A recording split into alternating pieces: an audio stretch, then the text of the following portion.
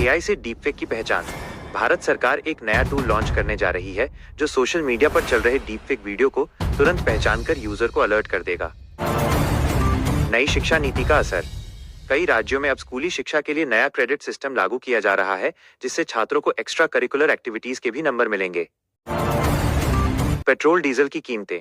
कच्चे तेल की वैश्विक कीमतों में स्थिरता के बीच पेट्रोलियम मंत्रालय तेल कंपनियों के साथ कीमतों में कटौती की संभावना पर विचार कर रहा है। राम मंदिर में नई सुविधा। अयोध्या में रामलला के दर्शन के लिए अब स्मार्ट कार्ड सिस्टम शुरू होगा, जिससे कतारों को बेहतर ढंग से मैनेज किया जा सकेगा। सुरक्षित ऑनलाइन पेमेंट। आरबीआई ने बैंकों को मल्टी फैक्टर ऑथेंटिकेशन को और मजबूत करने का निर्देश दिया है, ताकि फिशिंग हमलों से ग्राहकों का पैसा बचाया जा सके। यूनिकॉर्न की लिस्ट में इजाफा।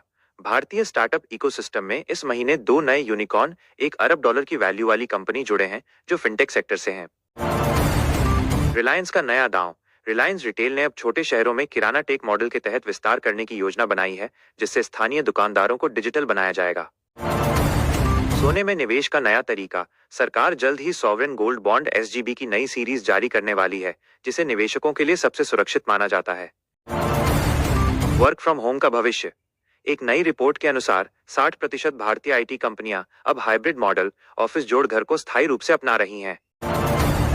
टाटा मोटर्स का धमाका। टाटा मोटर्स ने अपनी सबसे सस्ती इलेक्ट्रिक कार का नया लॉन्ग रेंज वेरिएंट पेश किया है, जो एक बार चार्ज करने पर 450 किलोमीटर चलेगी। समुद्रयान मिशन। भारत का मत्स्य 6000 पनडुब्बी परीक्षण सफल रहा है। ये जल्द ही वैज्ञानिकों को समुद्र की 6 किलोमीटर गहराई में ले जाकर रिसर्च करने में मदद करेगा। प्लास्टिक पर लगाम। प्रदूषण नियंत्रण बोर्ड ने सिंगल यूज प्लास्टिक के विकल्प के रूप में समुद्री शैवाल सीवीड से बने पैकेजिंग मटेरियल को बढ़ावा देने का फैसला किया है। नया सौर तूफान। खगोलविदों ने सूर्य पर एक विशाल कोरोनल होल देखा है, जिससे आने वाली सौर लहरें पृथ्वी के GPS और सैटेलाइट नेटवर्क को प्रभावित कर सकती हैं। जंगलों की सुरक्षा। फॉरेस्ट सर्वे ऑफ इंडिया ने जंगलों में आग लगने की सूचना तुरंत देने के लिए एक नया satellite early warning system activate किया है। ग्रीन हाइड्रोजन बसें। दिल्ली और लद्दाख के बाद अब मुंबई में भी ग्रीन हाइड्रोजन से चलने वाली बसें शुरू की जा रही हैं, जो शून्य प्रदूषण फैलाती हैं। IPL mega auction. अगले IPL के लिए होने वाले मेगा ऑक्शन की तारीखें तय हो गई हैं। इस बार कई बड़े भारतीय खिलाड़ियों के बेस प्राइस में बदलाव हुआ है। नीरज चोपड़ा की तैयारी। ओलंपिक चैंपियन नीरज चोपड़ा ने अपनी ट्रेनिंग का नया चरण शुरू किया है। उनका लक्ष्य इस साल 90 मीटर के जादुई आंकड़े को पार करना है।